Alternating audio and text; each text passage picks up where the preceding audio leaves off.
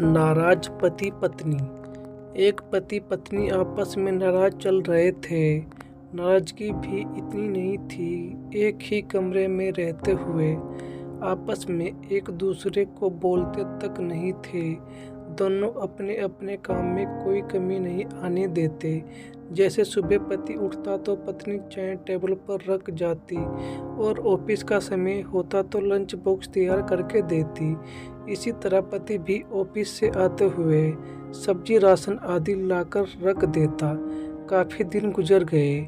एक दिन पत्नी को जरूरी काम से ऑफिस में 8 बजे की जगह 6 बजे पहुंचना था, लेकिन उसकी नींद 7 से पहले नहीं खुलती थी। रात को सोने के समय पति को विचार आया कि सुबह मुझे 5 बजे कौन उठाएगा। पति के दिमाग में एक उपाय आया और वह एक पर्ची अपने पति के नाम पर लिखने लगा। देखा मीना, मुझे सुबह ऑफिस जल्दी जाना है, इसलिए मुझे 5 बजे जगा देना। इस तरह पर्ची लिखकर वह पत्नी के बेड पर रख आया और बेफिक्र होकर सो गया।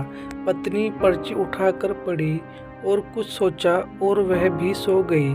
सुबह पति की नींद खुली तो उसने उठकर घड़ी की तरफ देखा। घड़ी में 7 बज रहे थे। फिर उसकी निगाह तकिए पर गई तो वहां पर एक पर्ची रखी थी। उस पर लिखा था, जी उठ जाओ, सुबह के 5 बज गए हैं।